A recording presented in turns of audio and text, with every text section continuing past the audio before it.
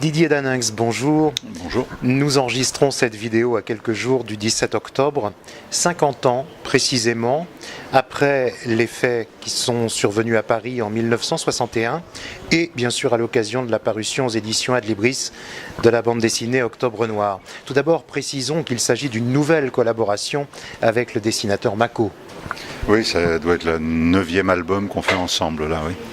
Alors, vous revenez sur les faits 50 ans plus tard, et après la parution en 1984 de votre roman Meurtre pour mémoire, adapté d'ailleurs en téléfilm, avez-vous l'impression que les choses ont évolué sur ce qui est quand même resté caché dans les mémoires ? Oui, j'ai vraiment l'impression, là, dans les 20 dernières années, il y a eu énormément de travail scientifique qui a été fait sur le 17 octobre. Avant, il y avait tout un travail des associations, de personnalités, de cinéastes, de téléastes, d'écrivains, de chanteurs même, qui se sont emparés du thème du 17 octobre. Mais il y avait un côté extrêmement revendicatif, faire revenir cette journée disparue dans l'histoire de France. Aujourd'hui, il y a des choses qui sont établies. Les gens qui contestaient le bilan, les gens qui contestaient la chaîne de commandement qui a abouti à un massacre dans les rues de Paris. Maintenant, ça y est, les archives sont là.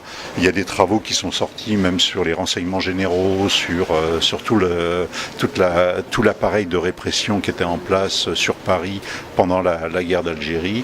Et tout ce que disaient les associations depuis des dizaines d'années est totalement avéré. Et aujourd'hui, on a vraiment l'impression que l'histoire, enfin, peut être dite dans toute son ampleur. Pour autant, l'adaptation en bande dessinée était importante, peut-être pour toucher un autre public ? C'était le souhait de l'éditeur. Comment Adlibris est dirigé par Aïssa Doroise, dont le père est algérien, et il a voulu véritablement que sorte cette bande dessinée dans sa maison d'édition pour marquer les choses et comme une sorte d'hommage qu'il rendait à son père. Et il s'apercevait autour de lui que des jeunes issus de l'immigration, comme on dit, n'étaient pas au courant du 17 octobre et qu'il y avait un travail spécifique à faire en direction de la jeunesse, des collégiens, surtout que les livres d'histoire ne portent toujours pas mention de l'existence du 17 octobre 61. Quand ce sera signalé dans les livres pédagogiques et tout, là je crois qu'on aura passé le cap. Didier Daninx, qu'est-ce qui a fait que cette nuit s'est enfoncée dans les eaux boueuses de la mémoire française, comme l'écrit l'historien Benjamin Stora dans la préface de l'album ? Il y a une chose, c'est-à-dire que la manière dont les choses se sont passées signifie véritablement une sorte de racisme d'État qui s'était emparé d'une partie de l'administration française. La guerre d'Algérie a été une guerre d'une sauvagerie inouïe. C'est des centaines de milliers de personnes qui ont été tuées. C'est du napalm qui a été jeté sur des villages comme ce qu'on voyait au Vietnam. Mais la France l'a fait avant les Américains. Ça a été de véritables camps de concentration qui ont été créés à travers toute l'Algérie. Et en France, les effets de ce mépris pour un peuple ont été extrêmement sensibles. Et ce qui s'est exprimé à Paris, ça a été ce qui s'exprimait pratiquement quotidiennement dans les villages reculés algériens. Mais avouer qu'on traitait les gens à Paris comme on traitait les gens en Algérie, avec l'armée qui était présente, c'était quelque chose d'inimaginable. Là, on franchissait, d'une certaine manière, c'était un aveu. Et cet aveu, il a fallu l'arracher, quoi. Vous étiez dans les rues parisiennes, à 10 ans, à 12 ans, en 1960 ou en 62.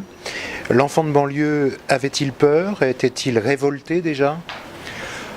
La peur existait, c'est-à-dire que la présence de la guerre était extrêmement sensible dans les quartiers de Seine-Saint-Denis. J'étais à Aubervilliers, j'y suis toujours.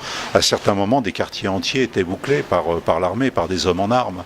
Et aller à l'école et voir des gens avec des mitraillettes et puis monter sur les toits et gardant tout un quartier comme ça et faisant des chasses à l'homme, c'est quelque chose qui marque. Il y a 2 jeunes qui ont été tués devant ma fenêtre. Il y a des balles qui ont été qui ont été tracés sur la façade de la maison où j'habitais. Donc c'était un petit peu à côté, il y a eu des réserves d'essence qui ont explosé.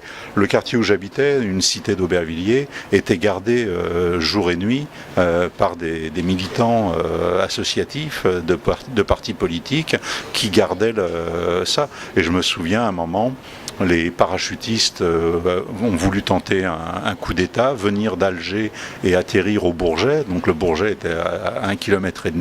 Et là, toute la population était sortie pour arrêter les parachutistes si jamais ils étaient arrivés sur la région parisienne. Donc ce climat était un climat extrêmement lourd. Et en plus, sur ma ville, il y a une douzaine de jeunes gens de 19-20 ans qui ont été tués dans les combats. Donc on allait aux enterrements.